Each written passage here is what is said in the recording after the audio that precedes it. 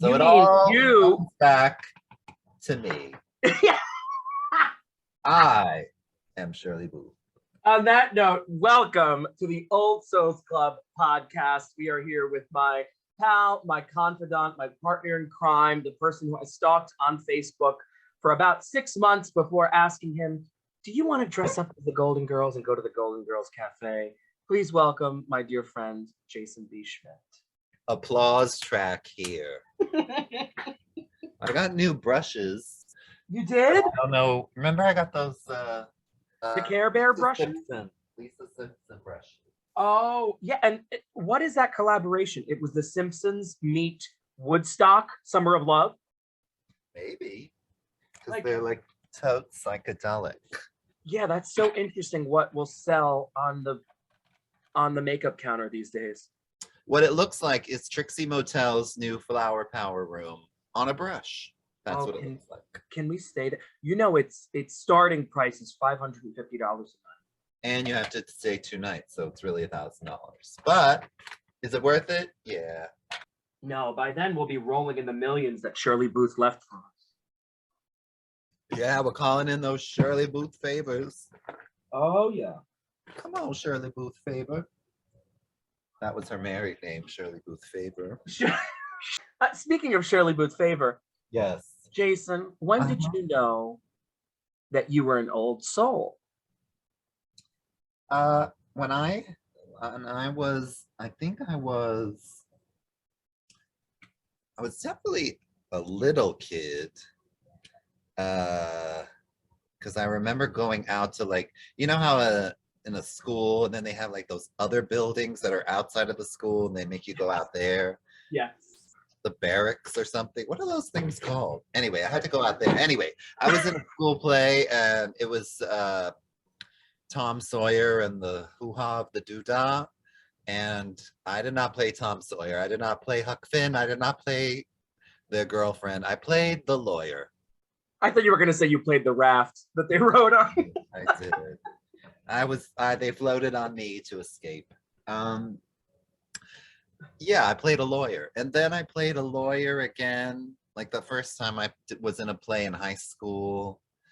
You know, when you get cast as the lawyer, yep, and you're 5, you know that you're older than the rest of the children's. All downhill from there. Yeah. How did I know I was an old soul? I'm not sure. Other than that, other than, you know, being cast as the adult in a play about children, yes, as a child, I'm trying to think. Like because I definitely remember my auntie sending me like autobiographies. Like I definitely know she sent me one of, I think, Audrey Hepburn and Betty Davis. Those two I specifically remember like owning as a younger being. So whether I knew it or not, somebody knew it. Yeah. So I think that was an indication. Someone giving you the autobiography of Betty Davis and being like, you should read this, yeah, is an indication that, you know what, I'm probably an old soul. I was going to ask if there was someone in your life who maybe introduced you to the classics, because my father is the one who started at the age of 3 with me, getting me to watch, the Three Stooges. Yeah, I mean, my mother to this day, her favorite movie is Sound of Music. So we definitely watched that every year whenever it was on the television. And then she loved West Side Story and The Wizard of Oz. Yes. Yeah, she always loved old musicals like that. So it's probably her fault. And then also your teacher's fault for casting you. My teacher casting me as the lawyer. Yeah, the 75-year-old lawyer, and you just turned 8 last week. Exactly. Yeah. In this time period, because old souls always question, why here? Why now? Why? Because you're ostracized at a very young age. Nobody knows what the hell you're talking about. Yeah. My father started me in sports too. Oh yes, I played every sport. And my aunt, who's also an actress, would say you would be in the outfield talking to the other players from the other team, saying, "Oh, did you watch the Three Stooges last night? I was laughing so much." Like no indication that we were playing a game, that we were on separate sides. I just thought we were all in this together. And doesn't every 8-year-old kid watch the Three Stooges? Yeah, well, they do in 1938. Or when were the Three Stooges like really in their heyday? When were they alive? I know Mo was the oldest one, and I believe he was born in, what was it, 18? I want to say 1895. Okay, so they were well, he was born turn of the century, and then Yes, they would have been popular. Were they popular in silent films or? they were popular. Oh, They got started in vaudeville with a guy by the name of Ted Healy, who okay. was kind of the ringleader of the Three Stooges. I missed who he was. Who the hell is Ted Healy? He was in it with them. They were the Four Stooges. It was Ted Healy. And an asshole. Yes, the Three Stooges and one asshole. It was billed as Ted Healy and his Stooges. Oh, cool. So he was the ringleader, and he would be the Mo archetype. The Mo was always the aggressor, and he would be the one who would be poking the eyes, pinching the nose, while the other three fellas, the Stooges, were the butt of the jokes. Got it. Not a nice person. Yeah. The studios, after they toured all over the country in vaudeville, the studios wanted the Three Stooges without Ted Healy. How did that go down? If I remember correctly, I still watch the Stooges a couple times a week. I'll just put an episode on when I'm working or doing something. I'll have to go watch like a YouTube documentary. You know who's in it from the early 2000s? Michael Chiklis, I believe that's his name. And he plays Curly. Oh, Michael Chiklis. He was like on a famous USA TV show or something. Like the Boss or the Hoss or the Hog or the Bog or I think he played the Bog in that TV program, right? Yeah, like a cop or something. Yeah, the Bog. Yeah, the Bog. The Moat. He played the Moat. He played the Moat. With Michael Chiklis from, I believe it was 1999. And that gives you an authentic look behind it. Wait, that's like a biopic? That's not a documentary. It's a biopic. Yes. It's a biopic. Yes. Cool. Really, really good. Great performances. Michael makes a great Curly. Please don't discredit the one that was made in 2010 or something, that they tried to make the Three Stooges live in today's reality. They did. And they had the cast of Jersey Shore, they had Larry David, they had Jane Lynch. It was like, wow, that sounds horrible. It was not good. The performances by the three lead actors I thought were great. They were great. Yeah. But the Three Stooges meets today's reality. Not so much. The comedy for me, I don't think transcends. I don't think it works in real life. It needs to be a heightened reality. It can't be this reality that we are all unfortunately living in. I mean, speaking of old souls, because I'm listening to the Betty Davis, one of her early autobiography, It's a Lonely Life. If you want to learn how to impersonate Betty Davis, the best way is to impersonate an impersonator. You heard it here, folks. You heard it here, folks. I did. You're welcome. So if you want to impersonate Judy Garland, of course you have to impersonate the inventor of Judy Garland, Jinx Monsoon. So this lady, I looked up her name. She's just a voice actor. She narrates tons of audiobooks, but she does a really good Betty Davis. So it feels like she's narrating it. When she was going to Hollywood, the Kardashians, the Jersey Shore ladies, they just wanted to be cutesy wootsy and look beautiful on screen. And Yeah. she was like, I don't care, I want to be an actress. And then she was the very first one to look like she was a junkie, I think, and she just like looked a total wreck on screen. She's the first person to ever do that. Did you ever watch Of Human Bondage? I'm That's so the sorry to one. interrupt. Yeah, that's the one. Oh my God. The raw talent that comes out of that woman in that film for me. Now, I love Betty Davis. I have not seen all of her films. I've seen the major ones that everybody still talks about. Everybody, meaning you, me, and about 3 other people in Hollywood. But the raw talent, she was not afraid to be ugly, to be old, to be whatever. And she's the first one to ever do that. You know, nowadays, you know, Charlize Theron and Monster, all these people who the only reason they get the Oscar is because a beautiful woman looked ugly by wearing glasses. Yeah.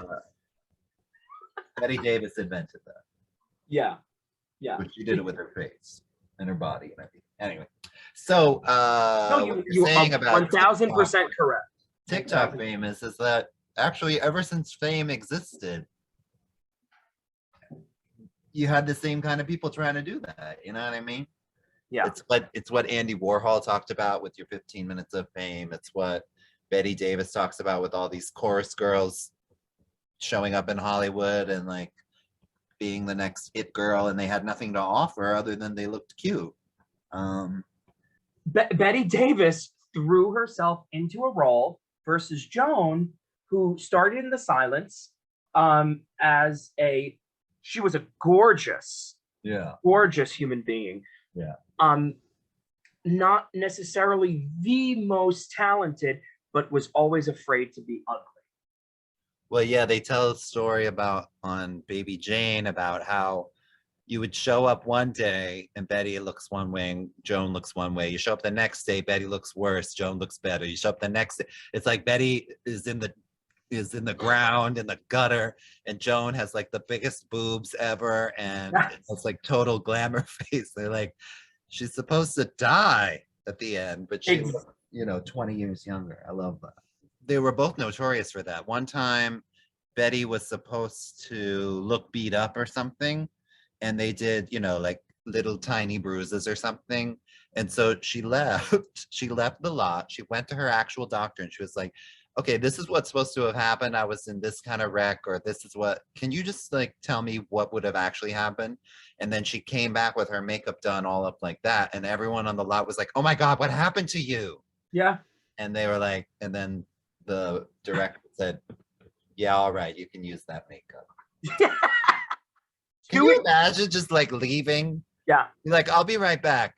Drive across town, go to the doctor, learn about how a face gets bruised. She brought her makeup artist with her to the doctor, and then got all done up, and then was like, okay, now we can do the scene. We can continue. I have not heard that story before. Dark Victory was the other one. Dark Victory. Yes. It's, oh God, it's so interesting. That's why there's so many stories like that happened in old Hollywood involving, actors who were also trailblazers in their own right, who, inspired people like Meryl Streep, like Jane Fonda. Jane Fonda always speaks very highly of Betty Davis and what she paved for women. I didn't know that. These women, especially these women of yesteryear, who stomped all over the men in Hollywood who said that it has to be this way, it has to be this way, you're just a prop. Yeah. They told her they didn't like her movies, the Warner Brothers. They were like, we don't really like you or what you do, but you make a lot of money, so it's like, Oh my God. Yeah, yeah. We don't like you because you won't sleep with one of us. Exactly. Isn't that terrible? Well, and also because she wasn't like a traditional beauty, you know. Oh, No, here's another good story. I guess this is all about Betty Davis, but that's who I've been obsessing over lately. that's absolutely fine. Exactly. So there was a guy that this was on one of those YouTube biographies or whatever. There was a guy and his sole job, I don't remember which movie it was, but his sole job was after the movie was he had to go pick up the lashes, get her lashes from her because they needed to be cleaned and washed and dyed and curled. And so that was his job. So he would go and he would get the lashes, and he was a really good looking guy. They showed a picture of him. Um, and then one night he knocked on the door and she was like, "Oh, I'll be right there. 1 minute, just 1 minute." And then he waited and was like 30 minutes later. And finally she was like, "Okay, you can come in." And he said she was bare ass. These are his words. She's Yes. bare ass at the end of the room. And she said, "Here's your lashes. Come get your lashes." So he went over it. He got the lashes and he walked out. And he was like, "Yeah, nobody ever talked to me after that again." It was like I was basically blacklisted. Wait, blacklisted for why? Well, because I'm sure she was like, "Oh no, I don't like that kid." But It goes both ways. what's the I don't. Because He waited. He didn't sleep with her. Oh, really? He was bare ass naked. Oh, you see, I don't understand the Oh, yeah. sexual response. Yeah, no, she's like waiting. She's like, "Come get your lashes," but she doesn't mean lashes.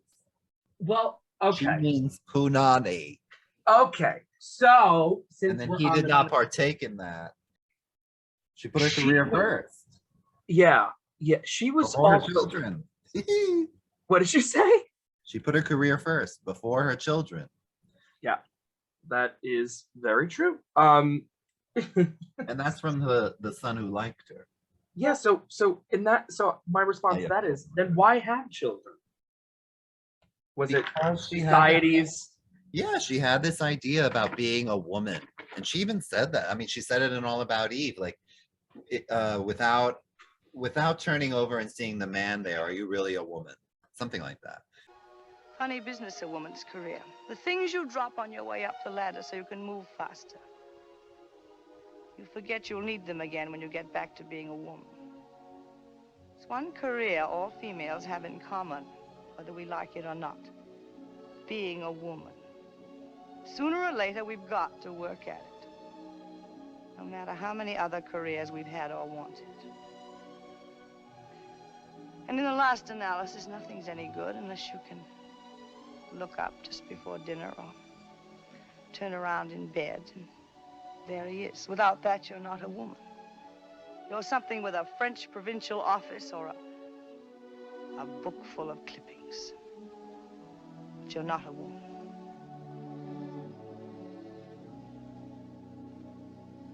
Slow curtain, the end.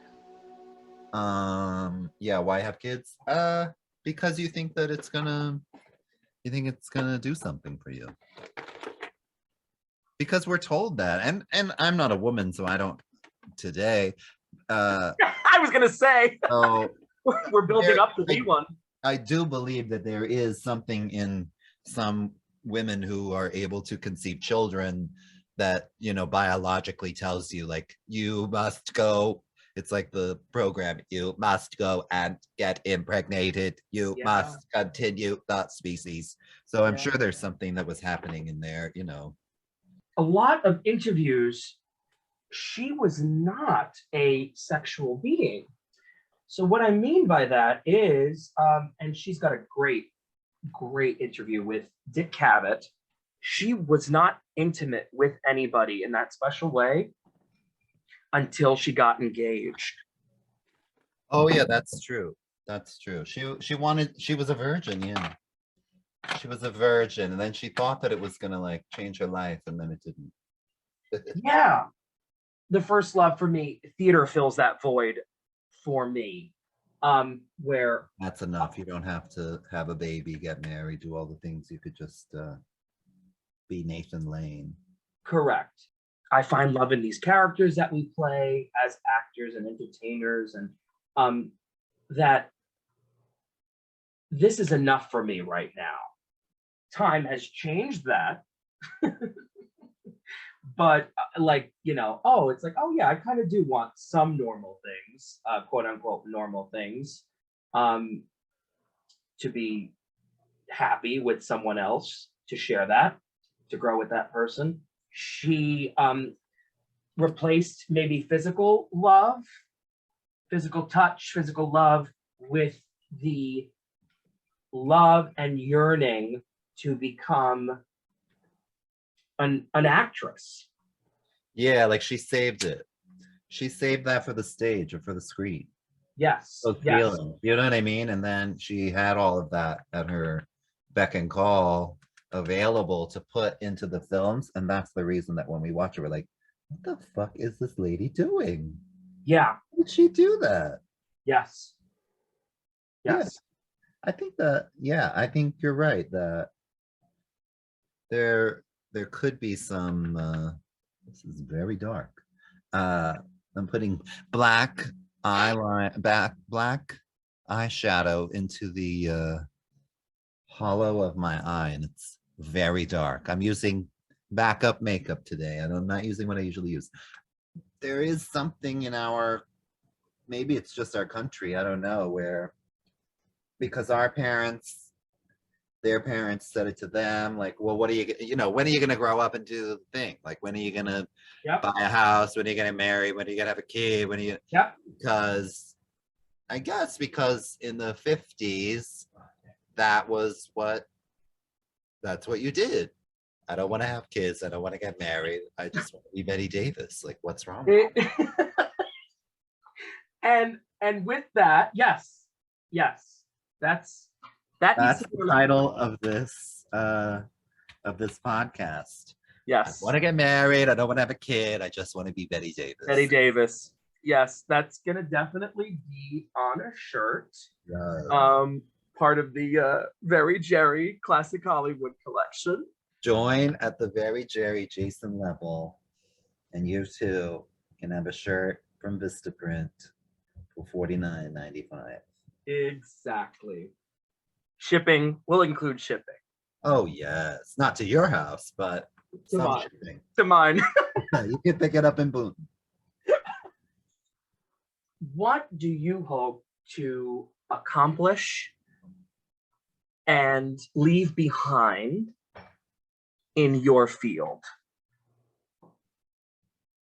What do I hope to accomplish? Yeah, what do I hope to accomplish? I like to make people think. I like to encourage people to be like, what? And I love when people have to turn to their person next to them who's cracking up and say, what? Like, why? I was in a relationship like that once, and it was very frustrating because he would come to my shows and stuff and be like, there was this part and where you did this thing and everyone in the audience was laughing except for me. And I was just wondering, like, what is it? I like to do that. I like to write jokes like that. And I think having a knowledge of Betty Davis or what was her name? Bettina Dawes. I think Shirley Bettina Dawes was that's the name they wanted Betty Davis. I wrote it down. Please hold. So these are the names that this is what I want to be my legacy. Please hold. I have it in a note, an iPhone note. Good. My legacy is Bettina Dawes, Slim Somerville, Booth Tarkington, and Zazu Pitts. Like, I want to work those names into everyday conversation so that people are like, I'm sorry, what the hell are you talking about? And then you go Google it and you're like, oh, Slim Somerville, famous character actor who famously they told Betty Davis she had as much sex appeal as Slim Somerville, who's this tall, lanky guy. So that, I like that. I like to be able to, you know, say things that people are like, and even if they laugh at the time, because I say Booth Tarkington, because it is funny. Yeah. And then they go and they're like, wait, Booth Tarkington's a real person? Yeah, that's what I like to do. And yeah, so and then the higher level of that is just people having a good time, relaxing, letting go, and then having a once in a lifetime experience, live experience with the people around you who you will never see again. And yet you're all together at the same time, laughing at me say something about Booth Tarkington, Oh, and we'll never have this moment again. You know what I mean? Like that's what I'm gonna do. That's what I'm already doing. So I have to admit, I Yeah. do not know who Booth Tarkington Tarkington is. is. he's a playwright, apparently. So So then I can't wait you to have just to go Google it. I can't wait to just dive in and do my research because it's better than sulking and wishing I were somewhere else. Like the Amalfi Coast, which last night I was told my mother, I said, I'm just gonna swipe my credit card and buy a castle on the Amalfi Coast. Do it. Can I You might have to get another credit card. you know, when you're that little kid and saying, I wanna, you know, I wanna be a star, or I wanna entertain people for the rest of my life, you really have to be specific. Yeah. At least, Yeah. you know, like you really have to be specific. I either want to be a lawyer or I want to be Matlock. That's what I thought as a kid. And who could say I'm not playing Matlock? I don't Yeah. think anyone could say that I am not the premier Andy Griffith impersonator in most parts of Boonton, New Jersey. Oh God, we love Booten. Yeah, nobody gets that joke when you say it, but I love that you're tickled by it. On that note,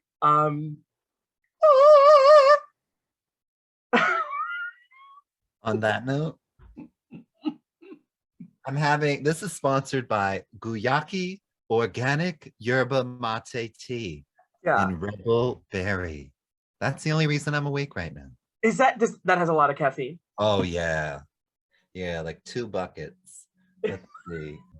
All right. Well, this has been a treat, For you.